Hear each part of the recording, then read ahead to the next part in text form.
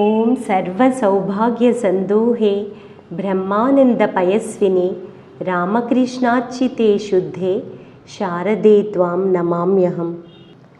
ఈరోజు మనం కష్ట సుఖాల్లో భక్తుల మనస్తత్వం ఎలా ఉంటుంది అనే విషయాన్ని గురించి చూద్దాం.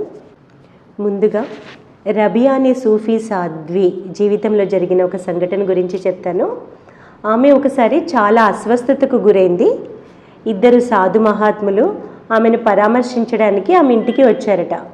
వారిలో ఒకరు అన్నారు, నిజమైన భక్తి కలవారు కష్టాల్లో చలించరు, గుండె నిబ్బరంతో మౌనంగా వాటిని ఓర్చుకుంటారు అని. మరొకరు అన్నారు, అన్నీ భగవంతుని ఇచ్ఛగా భావించే మహాత్ములు కష్టాలను కూడా భగవంతుని వరప్రసాదాలుగానే భావిస్తారు, కాబట్టి భగవంతుని వరప్రసాదాలైన కష్టాల్లో కూడా సంతోషంగా ఉంటారు. అప్పుడు రబియా అంటారు, నాయన్లరా, భగవంతుని అహర్నిశలు స్మరించే వ్యక్తికి కష్టాలు కష్టాలుగానే స్ఫురించవు. కనుక ఇక్కడ భగవంతుని స్మరించడం కావాల్సినది ఇష్టం ఉన్న చోట కష్టం ఉండదు అంటారు. ఇష్టదేవతని స్మరించినప్పుడు కష్టం అన్నది ఉండదు. ఇష్టం కష్టం ఒక చోట ఉండలేవు. మనం సాధారణంగా సుఖ సంతోషాలను కోరుకుంటూ సుఖ సంతోషాలు లభించిన సమయంలో ఉప్పొంగిపోతూ ఉంటాం. అలాగే కష్టాలను అవాయిడ్ చేయాలని చూస్తాం. కష్టాలు వచ్చినప్పుడు తెలియకుండానే కుంగిపోతూ ఉంటాం. జీవితం అంతా ఈ విధంగా కష్టాలకి కుంగుతూ సుఖానికి పొంగుతూ ఇలా వ్యర్థంగానే గడవాలా?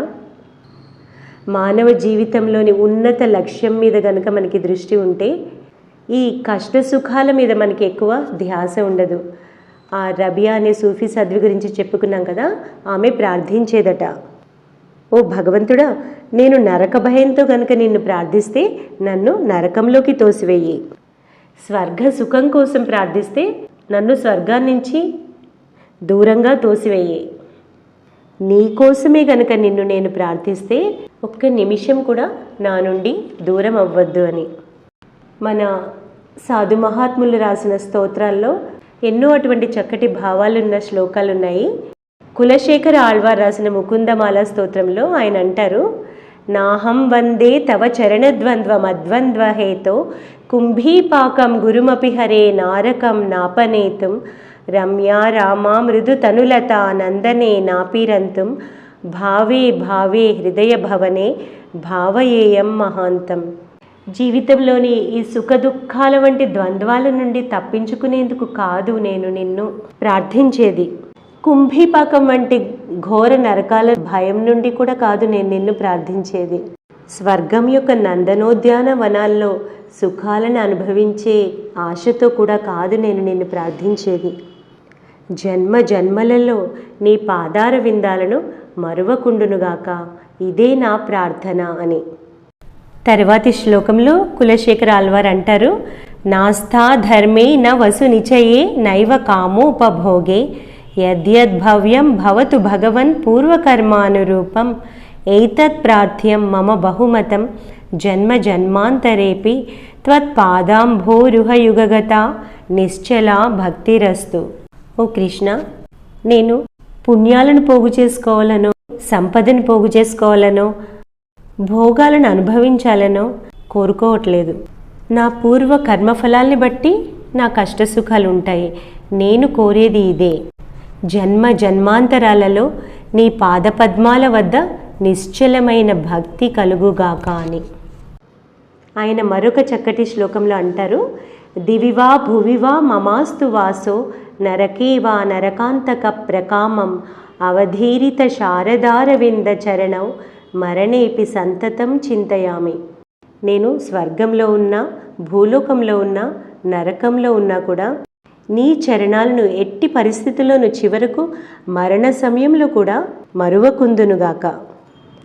ఇటువంటి శ్లోకాలు చదివి వాటి భావాలను మననం చేస్తూ ఉంటే మనకి ఈ సహనం అనే దివ్యగుణం ఎంతో సహజంగానే అలవడుతుంది.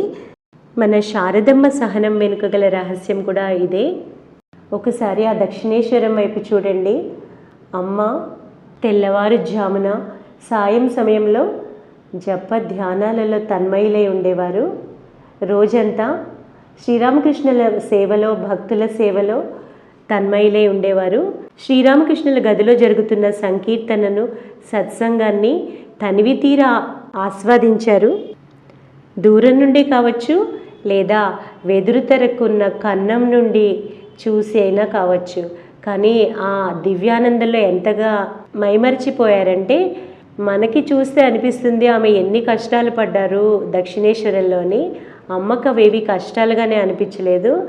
అందుకే ఆనందంతో పొంగి పొరలుతున్న పూర్ణ కుంభం ఎవరో నా హృదయంలో ఉంచారా అన్నట్లు ఉండింది అని అమ్మ తన దక్షిణేశ్వర రోజుల గురించి నెమరు వేసుకున్నారు.